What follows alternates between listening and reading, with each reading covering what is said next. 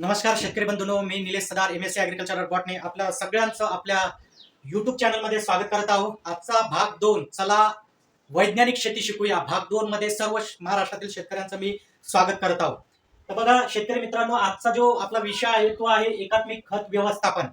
एकात्मिक खत व्यवस्थापन जमिनीच्या सुपीकतेसाठी हा आजचा विषय मी घेऊन आलेलो आहो. कारण सध्या ज्या पिकाच्या अवस्था असेल, तुमची हळद असेल, कापूस असेल, सोयाबीन असेल, अद्रक असेल, ऊस असेल, जे कोणते तुम्ही पिकं घेत असाल तर त्याच्यामध्ये सध्या जी लगबग चालू आहे पेरणीच्या आधी ती म्हणजे खतांची. अलग लक्षात. तर त्याचबद्दल आज आपण बघू, याच्यात वैज्ञानिक नॉलेज घेऊ आपण आणि आपली शेती समृद्ध करू. ओके शेतकरी बंधूंनो, सगळ्यात पहिले तुम्हाला माझी विनंती आहे की युट्यूब चॅनलला आपल्या सबस्क्राईब केलं नसेल तर सबस्क्राईब करून घ्या, म्हणजे याचे नवीन नवीन जे तुम्हाला व्हिडिओ असतील ते व्हिडिओ तुम्हाला भेटतील. दुसरी महत्वाची गोष्ट अशी आहे, तुमचे हे कोणतेही पिकं असू द्या, याच्या संबंधित तुम्हाला नियोजन लागत असेल किंवा याच्या संबंधित तुमच्या कोणत्याही अडचणी असेल तर माझा खाली व्हॉट्सअप नंबर आहे. या व्हॉट्सअप नंबरला तुमचा फोटो टाकायचा त्या पिकाचा आणि मला सेंड करायचा आहे. तुमच्या प्रत्येक समस्येचं मुक्त म्हणजे फ्री मध्ये सोल्युशन्स आम्ही तुम्हाला देणार आहोत. त्याच्यामुळे हा माझा व्हॉट्सअपचा नंबर आहे, हा तुम्हाला घ्यायचा आहे. तर बघा, एकात्मिक खत व्यवस्थापन आम्ही याला म्हणतो इंटिग्रेटेड न्यूट्रिएंट मॅनेजमेंट. इंग्लिशमध्ये आपण काय म्हणतो याला? इंटिग्रेटेड न्यूट्रिएंट मॅनेजमेंट म्हणजे एकात्मिक खत व्यवस्थापन. आता हे जमिनीच्या सुपीकतेसाठी खूप गरजेचं आहे. येणाऱ्या काळाचा विचार केलेला आहे किंवा सध्या आपल्या जमिनीची जी बिकट अवस्था झाली आहे त्याच्यासाठी. आता सगळ्यात पहिले समजून घ्यायचं की एकात्मिक खत व्यवस्थापन म्हणजे काय. तो सोप्या शब्दात सांगतो, रासायनिक खत, सेंद्रिय खत, जैविक खत यांचा संतुलित व एकत्रित वापर करणे म्हणजे एकात्मिक खत व्यवस्थापन. मी काय सांगितलंय? रासायनिक, सेंद्रिय आणि जैविक खतांचा संतुलित आणि एकत्रित वापर करणे म्हणजेच काय? एकात्मिक खत व्यवस्थापन होईल. आलं लक्षात? मग आता एकात्मिक खत व्यवस्थापन आपण बघितलंय. आता शेतकऱ्यांचा एक खोटा समज आहे, सर्व शेतकऱ्यांचा म्हणत नाही. बरेचसे शेतकरी आहेत ज्यांना चांगलं नॉलेज आहे याच्यातलं. अलग लक्षात. पण जे शेतकऱ्यांची जी संख्या आहे ती 15 ते 20% ही संख्या वाढायला पाहिजे. अलग लक्षात.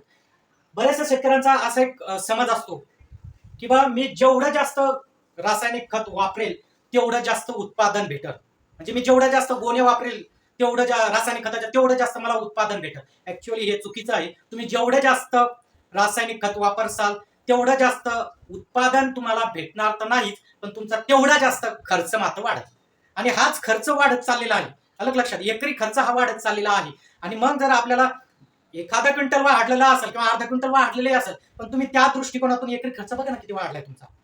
तर ह्यो खर्च सुद्धा आपल्याला कमी करायचा आहे. आता तुम्हाला माहिती आहे, कोणतंही पीक असू द्या याच्यासाठी लागतात 17 मूलद्रव्य. पहिलं 16 मूलद्रव्य सांगत होते, आता एक निकेलचा समावेश केलेला आहे. त्याच्यामुळं पिकाची एक पीक आहे त्या पिकाची संपूर्ण वाढ होण्यासाठी त्याला 17 मूलद्रव्याची गरज असते. आणि तो मूलद्रव्य त्याला त्या टायमाला किंवा त्याच्यासाठी भेटलाच पाहिजे. आणि तो मूलद्रव्य तो त्याच काम करेल, वेगळं करणार नाही. अलग लक्षात. म्हणजे माझं काम आहे की मला एखादं काम दिलंय, ते काम माझं आहे ते मीच करेल, तिथं दुसरा करणार नाही. तसंच मूलद्रव्यांच्या बाबतीत आहे. म्हणजे तुम्हाला उदाहरण देऊन सांगतो, सल्फर ज्याला गंधक म्हणतो आपण, सेकंडरी मूलद्रव्य, दुय्यम मूलद्रव्य. सल्फर त्याला गंधक म्हणतो. सल्फरचं एक महत्वाचं काम आहे की ते तेलाचं पर्सेंटेज वाढवते. जे आपले तेलवर्गीय पिकं आहे त्याच्यामध्ये तेलाचं पर्सेंट वाढवते. फॉर एक्झाम्पल आपण उदाहरण घेऊ सोयाबीन. सोयाबीन हे ऑइल सीड क्रॉप आहे. अलग लक्षात. तर त्याच्यात काय करतात? सल्फर रिकमेंडेशन करतात, सल्फर टाकायला सांगतात. सल्फर का टाकायला सांगतात? कारण सल्फर ऑइलचं पर्सेंटेज जे असते, सल्फर त्या पिकामध्ये त्या सोयाबीनमध्ये ऑइल तेलाचं प्रमाण वाढवते. तिथं जर तुम्ही मॅग्नेशियम दिलं किंवा तिथं तुम्ही कॅल्शियम दिलं तर चालणार नाही. त्याला दुसरा पर्याय नाही, त्याला तेच द्यावं लागेल. म्हणून 17 मूलद्रव्यावर काम करणं गरजेचं आहे. दुसरं म्हणजे हे जे काही तुम्ही रासायनिक खतच टाकत आहात. दुसरी महत्वाची अजून गोष्ट की बैल वगैरे काही राहिलेलं नाही, म्हणजे कमी केलेले आहेत. कोणाला नको आहेत बैल चारायला न्या, बांधा त्यांना, कडबा टाका, पाणी पाजा वगैरे, कोणाला गोठा वगैरे कोणालाच पाहायचं नाही. त्यांचं इंधन पण कोणालाच नाही. मग काय, बऱ्याच जणांनी शेतकऱ्यांनी ट्रॅक्टर घेतले. काय इकडे ट्रॅक्टर नाही तर ते पेरणी करून घेतात, दुसऱ्या शेतकऱ्याकडून डवरणी करून घेतात आणि मोकळे होऊन जातात. पण ते बैल किंवा तुमच्या इथं गुरढोरा असल्यामुळे तुमच्या जमिनीमध्ये कमीत कमी शेणखत तरी जात होतं. आता तेही नाही जायला लागलं. आता फक्त आम्ही डिपेंड राहिलो रासायनिक खत आणायचं टाकायचं. आणि तुम्हाला माहितीये का, जमीन ही जिवंत असते. अलग लक्षात. जमीन ही जिवंत आहे. या जिवंत जमिनीला आपण काय केलं? हे निर्जीव केलेलं आहे. काय केलेलं आहे? निर्जीव. का? कारण की शेतकरी बंधूंनो, या जमिनीमध्ये जर तुम्हाला सेंद्रिय कर्बच नसेल, अलग लक्षात, सेंद्रिय कर्बच नसेल, मग सेंद्रिय कर्बच नाही तर त्याच्यात तुमचे चांगले जीवाणू, तुमच्या चांगल्या बुरशीच नसणार आहेत. मग हेच जर नसले तर तुम्ही जे काही रासायनिक आणत आहात, टाकत आहात, हे येत आहे जमिनीमध्ये फिक्स होत आहेत, हे पिकांना उपलब्धच होत नाहीत. तुम्हाला पिकांना पण हे उपलब्ध जर होत असेल तर याचं प्रमाण, याचं पर्सेंटेज घसरलेलं आहे. ते जवळपास बऱ्याचशा याचं 20 ते 30% आले. म्हणजे तुम्ही जे काही खत टाकत आहात त्याच्यात 20 ते 30% खत, स्फुरद सारखं खत 20 ते 30% खत लागू होत आहे. तुम्ही बाकीचे खत घेतले 30 ते 40, म्हणजे याची युपीसीएनसी जी असते खताची ती कमी झालेली आहे. मग आता प्रश्न येतो की सर आपल्याला हे वाढवायचं असेल तर काय करायचं? मी पहिलेही सांगितलं आहे, आपल्याला रासायनिक खतासोबत काय करायचं येतं, जैविक खतं घ्यायची आहेत. आणि तेच जैविक खतं आम्ही मागच्या 2-3 व्हिडिओमध्ये मी तेच सांगत आहे की तुम्ही 10 बॅगी खतं घेत असाल, अलग लक्षात, तर तिथं 8 घ्या, 7च घ्या, त्याच्यासोबत जैविक खत घ्या. तेव्हा कुठं ते एकात्मिक खत व्यवस्थापन होईल. कारण काय होईल, तुम्ही जे रासायनिक खत या जमिनीमध्ये टाकत आहात, पण हे रासायनिक खत उपलब्ध करून देण्यासाठी, म्हणजे जीवाणू महत्वाचे असतात. त्या रासायनिक खतामधील अन्नद्रव्य जे काही येतं ते उपलब्ध करून देण्यासाठी जीवाणू महत्वाचे असतात. पण आपल्या जमिनीत जीवाणूच राहिले नाही, कारण आपण त्याला एकदम काय केलेलं आहे, निर्जीव केलेलं आहे. अलग लक्षात, मग ते जीवाणूच राहिले नाही. म्हणून आता हे जीवाणू आपल्याला रासायनिक खतासोबत जैविक खत घ्यायचं आहे. आणि त्याच्यासाठीच आपण आणलेले आपला मायक्रोरायझा आहे आणि आपला वज्र आहे. काही शेतकरी म्हणतील सर आम्हाला हे करायचं, पण आम्हाला तुम्ही सांगत आता हे विश्वास कसा ठेवायचा आहे, बरोबर आहे का? कारण बरेचसे आजकाल युट्यूबला भरपूर काय म्हणतो इन्फ्लुएन्सर आलेले आहेत. इन्फ्लुएन्सर म्हणजे जो तो आलेला आहे कृषीबद्दल शेतकऱ्यांना ज्ञान देत आहे, अलग लक्षात. जो तो उठत आहे कृषीबद्दल शेतकऱ्यांना ज्ञान देत, मग शेतकऱ्यांना ऐकायचं कोणाचं, अलग लक्षात. असे तर भरपूर सारे व्हिडिओ आहेत. बघा, ज्या वेळेस आता आपण याचा विचार करतो, तर हे मी काय सांगितलं की वैज्ञानिक पद्धतीने आपल्याला शेती शिकायचं. मी ऑलरेडी एमएससी ऍग्रिकल्चर आहे, ऑलरेडी त्याच्यात एमएससी ऍग्रिकल्चर आहे.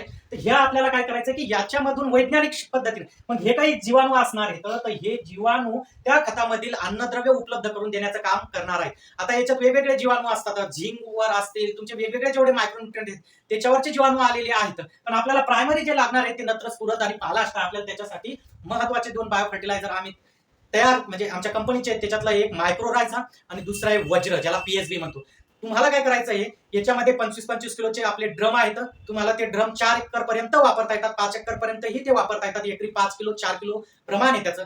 वज्र तुम्हाला जर वापरायचं असेल तर 5 किलो टाकायचं आहे. आणि तुम्हाला जर मायक्रोरायझा टाकायचा असेल तर ते 4 किलो टाकायचं आहे. आणि तुम्हाला जर वाटत असेल की हा प्रयोग कसा करायचा, तुम्ही तुमची 10 एकर शेती, तर 5 एकर शेतीमध्ये याचा प्रयोग करा, 5 एकर मध्ये करू नका. डोळ्यानं तुमचा फरक बघून घ्या आणि पुढच्या वर्षी तुम्हाला याचा रिझल्ट आल्याच्या नंतर 100% रिझल्ट आहे. कारण ही जादू नाहीये, अलग लक्षात, ही काहीच जादू नाहीये. हे सायन्स आहे, हे सायन्स, हे विज्ञान आहे, हे समजलं पाहिजे तुम्हाला. म्हणूनच मी म्हटलेलं आहे, चला वैज्ञानिक पद्धतीने शेती शिकूया. आपल्याला वैज्ञानिक पद्धतीने शिकायची आहे शेती.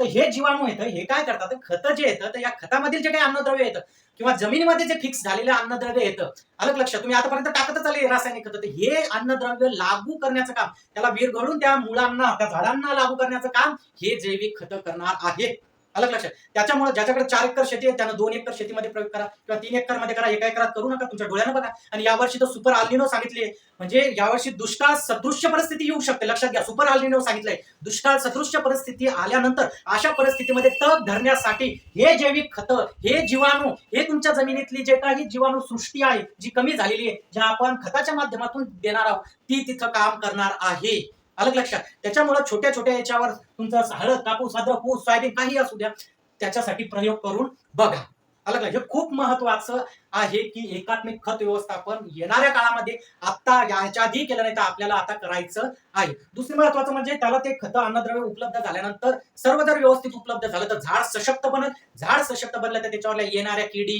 रोग असतील याचं प्रमाण कमी होईल, तुमचा खर्च कमी होईल. त्याच्यानंतर तुम्हाला ज्या वारंवार फवारणी करायचं काम पडणार आहे त्या तिथं कमी होतील, अलग लक्षात. त्याच्यामुळे आपल्याला काय करायचं आहे की एकात्मिक खत व्यवस्थापन करायचं. रासायनिक खताबद्दल आता सेंद्रिय खत नसेल दिलं, तुम्ही शेणखत, कंपोस्ट खत नसेल टाकलं, तरी आता जैविक खताचा मात्र पर्याय आहे आणि तो आपण उपलब्ध करून दिलेला आहे. तुम्हाला कोणालाही लागत असेल तर मला फक्त या खाली नंबरवर संपर्क करा, तुम्हाला 100% याचे रिझल्ट भेटतील. आणि आता हेच जैविक व्यवस्थापन आपल्याला कंटिन्यू करा. मी म्हणत नाहीये रासायनिक खत वापरू नका, रासायनिक खत वापरायचंय. फक्त आपल्याला काय करायचंय, तुम्ही 100% वापरत असाल तर तिथं आता आपल्याला काय करायचं, 80% वापरा, 20% जैविक खत वापरा, अलग लक्षात.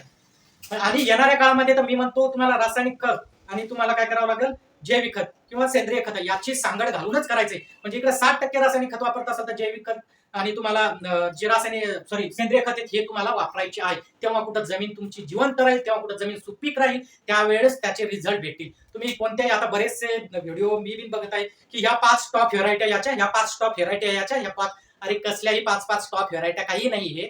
तुमचा मूळ गाभा काय सांगू का, तुम्हाला चांगलं उत्पादन येण्यासाठी मूळ गाभा तुम्ही अप्रिशिएट करा. मूळ गाभा काय आहे का नाही, तुमची जमीन.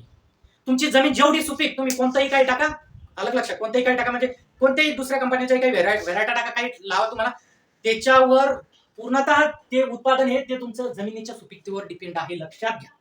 जमीन सुपीक असली, ती जिवंत असली ना, तर सगळ्या ऍक्टिव्हिटीज ज्या जमिनीतल्या आहेत ह्या सगळ्या क्रिया चांगल्या चालतील. अलग लक्षात.